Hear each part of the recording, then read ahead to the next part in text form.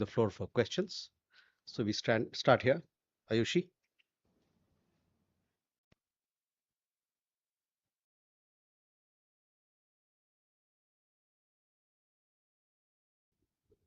This is Ayushi Iqbal from ANI. So my first question is, what is the latest update that the ministry is getting on the Ahmedabad air crash? Has our external affairs minister spoken with his British or Canadian counterpart? And second one is related to the recent telephonic conversation between our prime minister and the Canadian prime minister.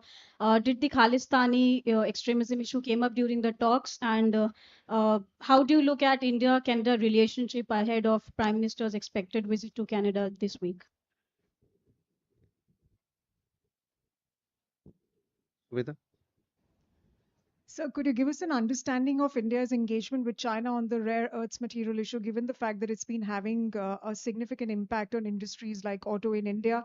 Are there any timelines that you're looking at with respect to, arriving at a resolution in this matter? And secondly, how are you looking at this move by the Chinese government?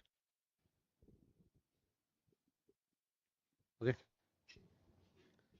Thank you, sir. Shivam. This is Shivam Patel from Reuters News.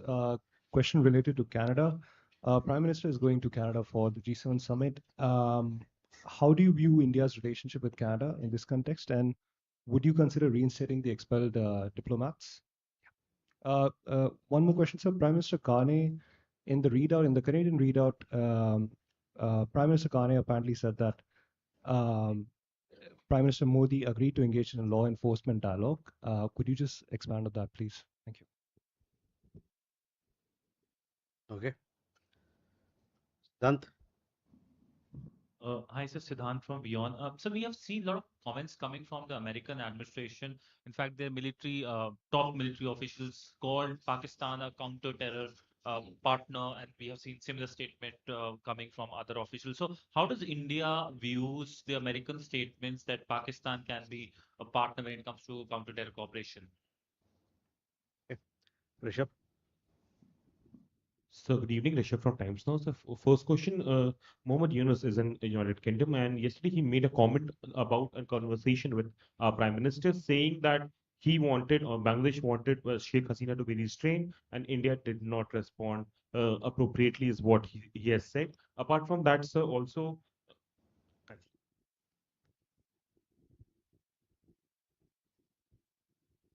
Sorry. Okay. So Ayushi, first your question. What has happened in Ahmedabad is a very tragic accident. We have lost a lot of people. We extend our deepest condolences to all those who have lost their loved ones. There are, I understand, several foreigners also. Those updates you will receive from the relevant departments, Ministry of Civil Aviation, Air India, and others. They are putting out something, I guess, soon. Um, that's the latest that I can share. We also, it's still an evolving situation. Rescue operations are on, so you'll have to wait a little more time for exact details to be put out. But you would have seen, that everybody is concerned, and we once again convey our deepest condolences to all the families who've lost their loved ones. On Canada, we had a question from Shivam and also from you. So I will combine both these issues. As you are aware, our Prime Minister had received a call from the Canadian Prime Minister uh, last week. During the call, Prime Minister Carney had invited Prime Minister to attend the G7, and as you are aware, the invitation has been accepted.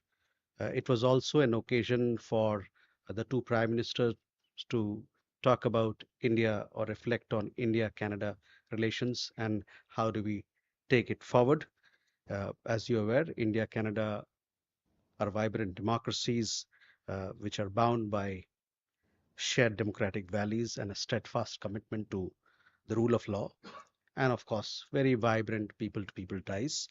We believe that the forthcoming meeting between the two leaders on the sidelines of the G7 summit in uh, Kananaskis in Canada will offer an important opportunity for them to exchange views on bilateral and global issues and explore pathways to set or reset the relationship based on mutual respect, shared interests, and sensitivity to each other's concerns. Our views on some of these have already been shared publicly in considerable detail. Now, a specific question that you asked, Shivam, responding to that, I would say that there are existing mechanisms between Indian and Canadian law enforcement agencies that have discussed issues of mutual security concern over a period of time. This engagement is likely to continue. Sumita, your question about rare earths, uh, we have been in touch with Chinese side. The Chinese Ministry of Commerce and General Administration of Customs in early April, as you would be aware, had announced the decision to implement export controls on certain rare earth related items. We are in touch with the Chinese side both here in Delhi as also in Beijing to bring predictability in supply chain for trade consistent with international practices. Uh, Siddhant, your question on the comments made by interlocutors in the United States. See, the record of Pakistan, of what Pakistan actually is very clear. We all know Pahalgam attack is only the recent example of cross-border terrorism. I would remind you that only recently one of the conspirators of 26/11, Tahawu Rana, was extradited from the United States to India. Obviously, none of us have forgotten that Pakistan gave shelter to Osama bin Laden. It is significant that the person, and you would be aware, Dr. Shakil Afridi, who helped locate Osama bin Laden, is still imprisoned by the Pakistani military. Rishabh, a question about the comments from the Bangladeshi side. See, our approach to engagement with Bangladesh, our ties with Bangladesh is well known. I have said so from this podium several times. We want a positive and constructive relationship with Bangladesh that is anchored in the aspirations of the people of the two countries. Can we go forward? Keshav? Thank you, sir. This is Keshav Padmanabhan from The Print. I have two questions. The first one is the situation in West Asia. The US has put out travel advisories for non-emergency personnel in Iraq, has also put out a travel advisory in Israel earlier a few hours ago. And there is some tension between Israel and Iran being reported. Has the Indian MEA taken notice? Is there any such advisories on our nationals in the region, given the large population? And I just wanted to understand our position on the growing tensions there at this specific moment in time. Okay. My second question, sir, is was there were two calls between Indian and Canadian leaders, the prime ministers as well as the foreign ministers in the last week. Specifically, sir, was anything raised on Sikh separatism or any law enforcement cooperation over the killing of Hardeep Singh Nijjar? Thank you, sir. Okay. Yeah. Good evening, sir. This is Megha from NewsX. My first question is about this Pelican project, where Canada has busted a drug racket that involved financing anti-India activities. What is the Indian Ministry of External Affairs reaction to this? Also, is there any information regarding Prime Minister Narendra Modi's bilateral meetings with other heads of states at the G7 summit? And also a reaction on source-based information that Asim Munir, the Field Marshal of Pakistan, has been invited for the military parade that is taking place on the 14th of June. However, the Indian general has not been invited.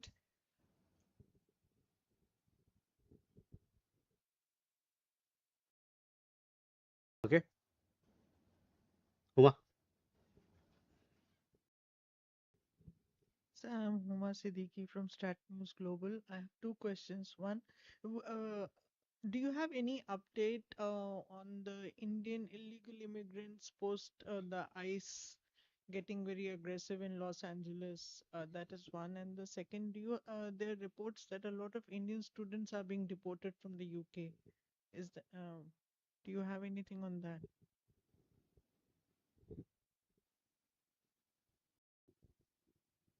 Please. So Kunal Dutt here from PTI. My question essentially is on the volatility in California, especially the Los Angeles, where we are seeing for the past couple of days the crackdown by the Trump administration. Is India monitoring the situation, given the fact that on the West Coast a lot of Indian communities living? Has any Indian family reached out to the consulate or the embassy in United States? And number two, Everybody's asking two questions. I would really urge that please keep your questions to one so that we can give chance to everybody. And I'm also in a position to answer all the questions because I have to take down in detail. So my request, please ask one question each. okay, should I get second question? अगली दफा कर लेना. Okay. ठीक. हाँ, Ajay. Jaiswal sir, Ajay Banerjee from the Tribune this side. Sir, when the Prime Minister goes to Canada, will there be, I'm just citing what you have said in these briefings in the past, that we have asked Canada to take action against illegal immigrants, gangsters, you named some of those, we named some of those, living in Canada. Will that matter of gangsters living in Canada be raised again with Canada? Gautam. Sir Gautam Bahri, the disturbing reports are coming out from Bangladesh. There's Rabindranath Tagore's, one of the ancestral house, which was actually converted to a museum, has been ransacked on a very silly excuse. So whether government of India has taken note of it, because Rabindranath Tagore he's written the two national anthems for both the countries. So it's really a shameful. And if you allow me just to add, I know that I will digress later. Thank you. Okay, we have 5 questions, or I would say 7, 8 questions. So please. Keshav, first, the situation in West Asia. Obviously, we are following the developments very closely. And yes, we have a large diaspora population in that region. Our embassies all across the region, they are in touch with our community members and also guiding them on their safety and security. If we have any more updates to share with you, we will surely do. On your question on the talks between telephone conversation between leaders of Canada and India. See, we have put out a detailed press release, as also we have through other mediums informed you as to what was discussed. And essentially, again, while I was answering the question earlier on Canada, I said both leaders have discussed and reflected upon the bilateral ties. How do we take it forward as the next step or reset it? So obviously, when we get another chance to talk about our relations, these things would be very important as to what is the path forward for India-Canada ties. Having said that, I also spoke that we are two democracies. We are bound by rule of law. We have an expansive economic engagement. We have large people-to-people connections. We have a big student community there. We have companies invested on both sides. We have technology collaboration. So there's a lot more. There are lots that can be discussed and for both countries to gain from each other's engagement. Megha, on anti-India activities, whether it is Canada or anywhere else, we have made our point very clear, and our security concerns are important for us, and we expect our international partners to take into account our concerns and act accordingly. On the bilateral meetings and what sort of engagements that are going to be there, surely we'll be in touch with you and we'll keep you updated as things progress. On the invitation part, I think I would urge you to be better informed as to who are the people who are invited. There are foreign leaders who have been invited or not. So please, I would urge you to look at take your question to the American side. They will be in a better position to answer it. Uma, on ICE action, I don't have any update on, the kind of, any update to share with you as far as Indian nationals are concerned. But having said that, we have made our position very clear, of which you are aware that, you know, as and when if there is a person who's illegally staying, not just in the United States, but anywhere in the world, if he or she, his nationality is verified, uh, and we are certain that he or she is an Indian, then we obviously take them back. India, as a matter of policy, we want to strengthen legal migration, and we are against illegal migration. Again, on the students from the UK, I don't have an update for you. Uh, but deportation matters, movement of people. If there are somebody illegal staying somewhere, again, the same procedure we follow, and it is something that continues with not just with UK but anywhere else. Likewise, in India also, we have people who are illegally staying here. We connect with their embassies, their countries, and follow due procedure for their deportation.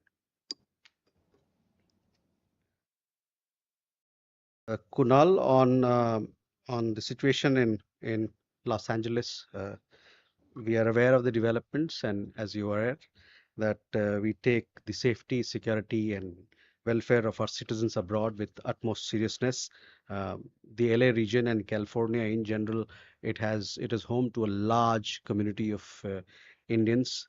We advise all Indian nationals in the region to take suitable safety precautions. Our consulate in San Francisco is closely monitoring the situation, and is also remains in close touch with our community members for their welfare.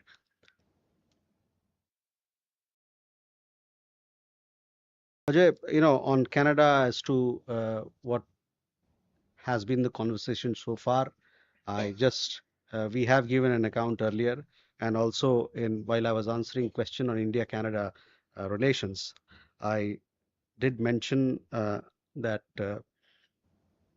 this reset of the relationship is based on mutual respect, shared interest, and sensitivity to each other's concerns. Our views on some of these issues have already been shared publicly in considerable detail. As to what sort of conversation we have when we are there in Canada, we'll keep you updated on this matter.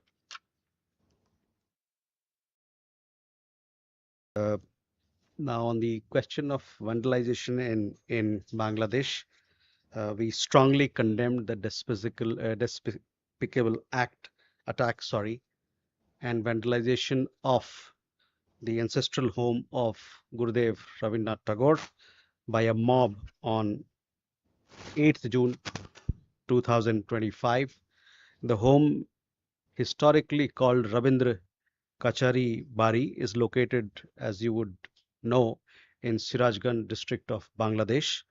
The violent act is a disgrace to the memory and the inclusive philosophy and teachings that the Nobel laureate espoused in Bangladesh. The attack falls in the broad pattern of systematic attempts by extremists to erase the symbols of tolerance and eviscerate the syncretic culture and the cultural legacy of Bangladesh. We urge the interim government to rein in the terrorists and take strict action against the perpetrators to prevent reoccurrence of such incidents that sadly have become a repetitive feature. Can we have more questions? Sudhi? Sir, Sudhiranjan from Bloomberg, sir. Going back to the plane crash that happened today, is there any understanding that you can give us as to whether India has ruled out foul play in the crash? And if you allow me a second question, sir, any details you could give us on the visiting Chinese dignitary and the talks that he's having?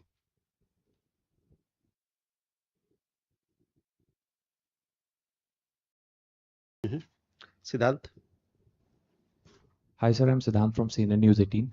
Sir, I have one specific question that when we will meet Canadians, then are we going to raise the issue of transnational gangs operating in Canada? And going by the information, then India had also given a dossier to the Canadians, the list of gangsters operating from Canadian soil. And my second question is, sir, also the kind of threats that the South Asian communities getting extortion threats from such gangs. Thank you. Agni. So this is Agni from ABP. It's been reported that son of former Prime Minister of Bangladesh came to Delhi and they celebrated Eid together here. Can you throw some light on this, sir? Divya. So Divya from the Indian Express on Canada again. You mentioned, a reset of ties.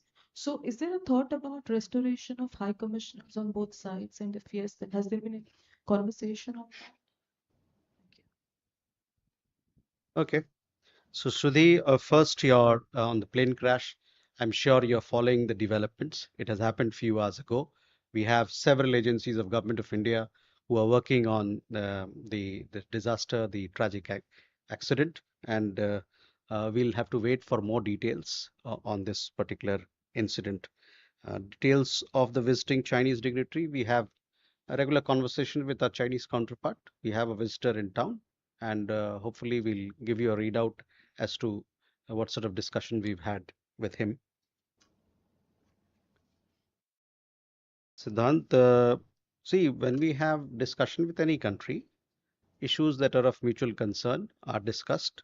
And as far as our conversations with Canada is concerned, we will keep you updated with all that is discussed um, among the interlocutors and the leaders. Uh, Agni, on your question specifically, I don't have any information to share with you or confirm. Divya, on reset of ties, yes, this, as I told you, we are we are we are exploring pathways to reset the ties, and we'll see as to uh, how we take things forward. So I'll stop there for you. With that, ladies and gentlemen, we come to the close of this session. Thank you very much.